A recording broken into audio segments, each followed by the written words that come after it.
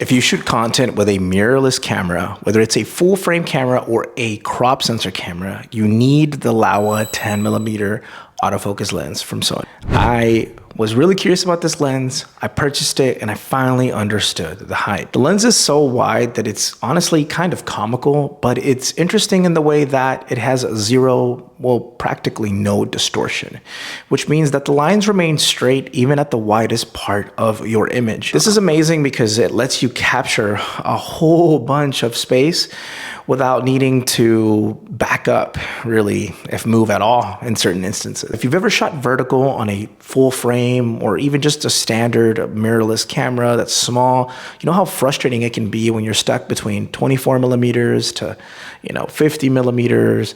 Like, those focal lengths are good when you're shooting other people, but when you're shooting yourself, it can be very complicated. And going down to maybe, a 16mm or things like that can not only be expensive, but it's also a little bit tricky because those lenses tend to be very heavy.